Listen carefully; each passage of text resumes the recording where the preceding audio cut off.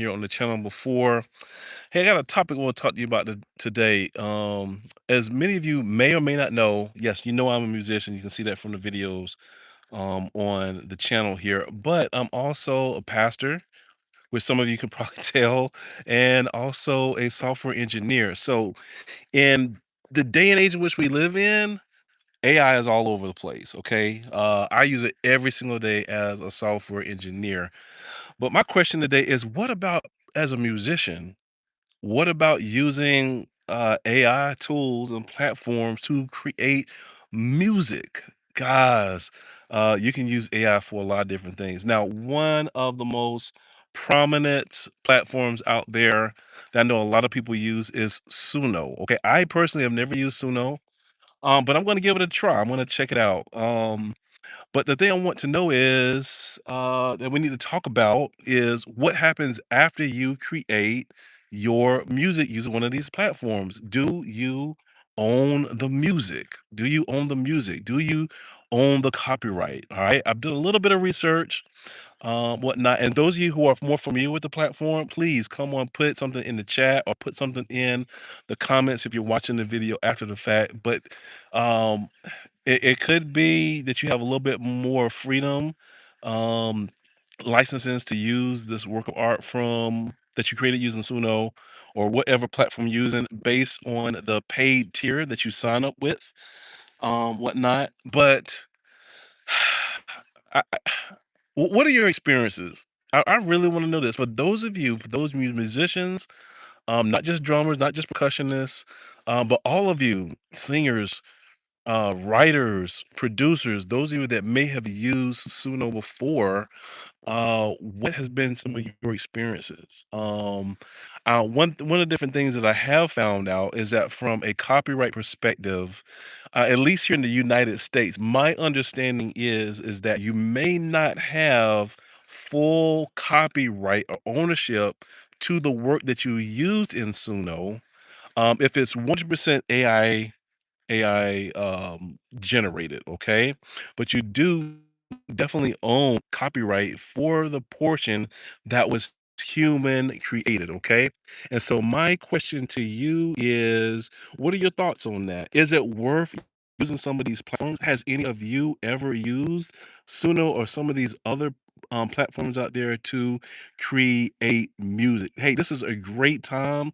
Guys, if you're not getting up to speed with AI, if you're not using I believe that you potentially could get left behind. Okay. And so I want to encourage you, hey, as a musician, hey, we need to look into it. Okay. We need to look into it to see how we can use Suno as a viable option to create music. But we have to know, we have to understand what that means from a copyright perspective. Let me share something with you guys, okay? Some years ago, okay, I did not know.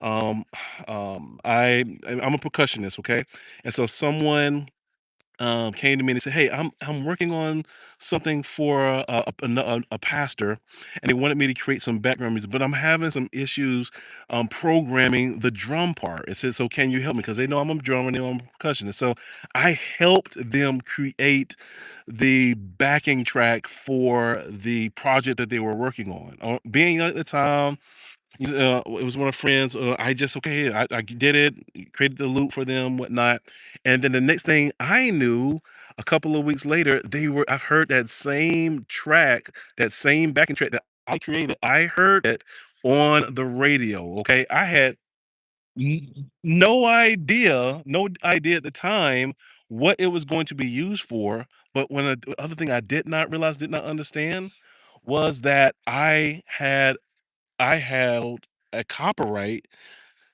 portion to that I created, and I should have got royalties on that every time it got played on the radio. I did not know, and a lot of musicians, they do not know the importance of having a copyright. Amen. All right, so we have Oliver Gaming and More TV, Gold Tar 01.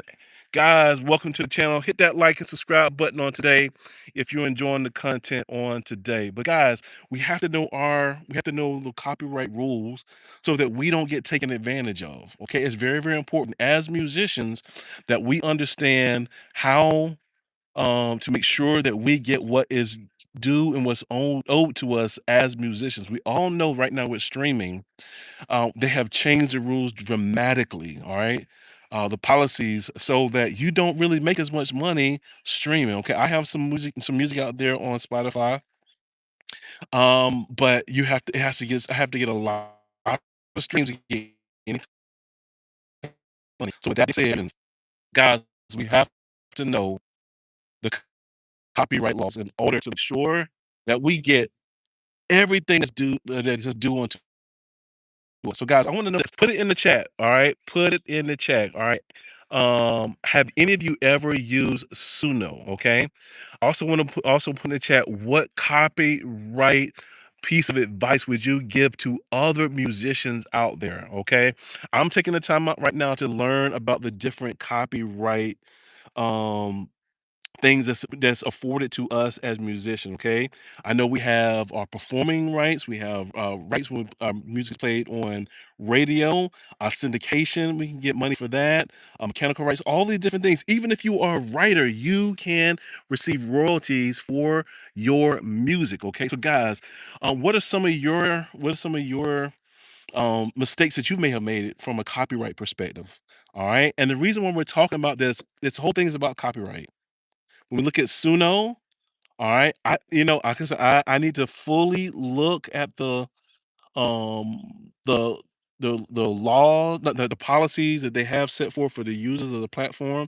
But it's my understanding is that those who have on a paid tier, who pay more for the platform, they have more commercial rights to be able to use the music versus those who just use the free account. Okay, so that's something to think about. If you are a musician and you're going to start creating music, you need to know what you're getting yourself into. The worst thing you want to do is to use one of these platforms, don't fully understand the copyright licensing agreement that's afforded to you by using the platform. You go out there, you put out in the public, and then you have to deal with some type of legal issue from a copyright perspective. We don't want to do that. And being a musician, sometimes it can be challenging out here getting that next financial payout. So we want to keep all as much money in our pockets as possible as a musician. But this is something that's been on my mind and heart, guys. Like I said, as a software engineer, I know the value of using AI. Okay, as a software engineer, I use AI every day in my job. But I also know that there's many platforms like Suno, like we're discussing today, that we can use to generate music for our projects, things that we're working on. But we need to make sure that we have a good, clear understanding from a copyright perspective how this is going to potentially affect us as musicians. Okay, and so guys, I just want to know, guys, put it in the chat. Put it in the chat if you're coming on right here and you've used a platform like Suno, or you use another platform. I don't know all the platforms, so guys, hey, that's the only one I really know of right now is Suno. Hey, what other platforms that you may use as a musician to help generate music? Okay, what has been your experience with it, and have you ever fell into a copyright issue as of using as a result of using one of these platforms? So, guys, let me know. All right, put it inside of the chat. Okay, guys, your first time here, hit that like, share, and subscribe button. On here, I'm gonna, share. We're gonna talk about music, talk about things inside of the music world, just talking about different things that we as musicians should know. And so today we're talking about AI generation, music generation platforms, and copyright. The one thing I'm encouraging all musicians to do, first and foremost, let's just take AI out of the picture. Understand the copyright laws. Go and learn what you have that you can use to your advantage to make sure you get all the money that's due to you as a musician. Secondly, if you decide to use AI platforms, whether it be Suno or whatever platform you decide to use, make sure you have a clear understanding of how you can or cannot use it partially so that you can make sure that you protect yourself from a copyright perspective. Okay. So, guys, I really, really want to hear back from you. I want to hear your perspective, want to hear your experiences, what tools you have you used. Put a comment in the chat, put a comment in the description area. Leave your comment, just leave comments in general. I just want to know what have been some of your experiences. All right, we have Guitar01. How you doing? Where you watching from all around the world? Where you watching from all the way around the world? Guitar 01. Where you watching from?